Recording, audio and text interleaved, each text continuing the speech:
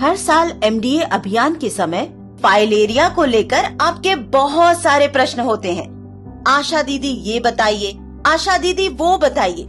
इस बार मैं डॉक्टर साहब को साथ में लेकर आई हूँ।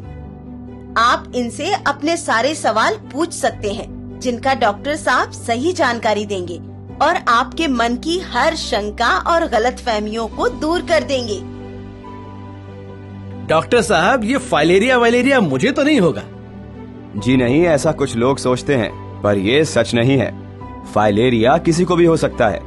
ये मच्छर के काटने से होता है और मच्छर तो किसी को भी काट सकता है ना? फाइलेरिया किसी भी उम्र में हो सकता है। जो लोग संक्रमित क्षेत्र में या किसी संक्रमित व्यक्ति के आसपास रहते हैं, उनको संक्रमण होने का खतरा ज्यादा होता है। पर डॉक्टर साहब, ये बीमारी बच्चों को तो नहीं होता है ना? नहीं दीदी नहीं, मच्छर किसी की उम्र देखकर नहीं काटता। ऐसा है, मच्छर से बीमारी शरीर में आने के बाद इसका लक्षण प्रकट होने में लंबा समय लग जाता है। कोई युवा अगर फाइलेरिया से पीड़ित है तो जरूर ही उसको मच्छर ने बचपन में काटा होगा। डॉक्टर साहब, हम एमडीए अभियान में जो दवा देते हैं उसके बारे में भी लोग सवाल पूछते हैं। जरूर पूछिए ना, क्या सवाल है आपका? डॉक्टर साहब, हम तो सुने थे कि फाइलेरिया से बचाव की दवा दूसरी कोई अन्य दवा के साथ नहीं ली जा सकती है। जी नहीं, ये दवा सुरक्षित है और अन्य किसी भी दवा के साथ ली जा सकती है। सिर्फ और सिर्फ गंभीर रूप से बीमार व्यक्ति, 2 साल से कम उम्र के बच्चे और गर्भवती महिलाओं को ही दवा ना लेने की सलाह दी जाती है। फाइलेरिया तो सुना था कि अपने माँ बाप से आता है, यानी वंशानुगत बीमारी है। जी नहीं, ये बीमारी वंशानुगत नहीं है। ये मच्छर के काटने से होने वाली बीमारी है और ये किसी को भी हो सकती है। डॉक्टर साहब, ये दवा सरकार से मुफ्त में मिलती है, तो क्या ये असरदार होती है? फाइलेरिया से बचाव के लिए यही दवा कारगर है और बहुत से देशों ने इसका प्रयोग करके फाइलेरिया को खत्म किया है। ये दवा सभी फाइलेरिया प्रभावित क्षेत्रों में खिलाई जाती है, अतः इसको स्वास्थ्य कर्मी के सामने खाना अनिवार्य है। हमको तो किसी ने बोला था कि केवल एल्बेंडाजोल टैबलेट का सेवन करना चाहिए, अन्य दवा का नहीं। नहीं, फाइलेरिया की रोकथाम के लिए केवल एक दवा प्रभावी नहीं है। सभी को सारी आवश्यक दवाओं का सेवन करना चाहिए।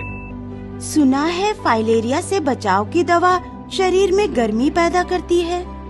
बिल्कुल नहीं दीदी, ये शरीर में गर्मी पैदा नहीं करती और पूरी तरह सुरक्षित है।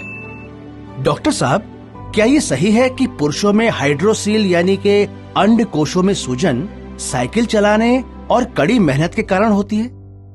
नहीं, हाइड्रोसील एक प्रकार का फाइलेरिया ही है जो संक्रमित मच्छर के काटने से ही होता है।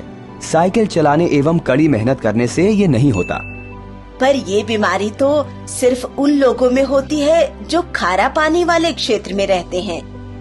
जैसा कि मैंने बताया, फाइलेरिया सिर्फ मच्छर के काटने से फैलता है और ये किसी को भी हो सकता है। डॉक्टर साहब, सब बोलते हैं कि ये बीमारी सिर्फ गरीब लोगों में ही होती है। ऐसा बिल्कुल नहीं है। ये बीमारी किसी को भी हो सकती है। मच्छर काटने के समय अमीर गरीब जाति और लिंग का फर्क नहीं करते। याद रहे, फाइलेरिया के रोकथाम के लिए मच्छरदानी का प्रयोग करें, अपने आसपास जल जमाव न होने दें और एमडीए के दौरान सरकार द्वारा मुफ्त दी जाने वाली फाइलेरिया से बचाव की दवा खाएं। फाइलेरिया का एक ही इलाज, इसे होने ही ना दें। धन्यवाद डॉक्टर साहब, आपने हमारी आंखें खोल दी। हम एमडीए के दौरान फाइलेरिया से बचाव की दवा जरूर खाएंगे। मिलकर रोकेंगे फाइलेरिया।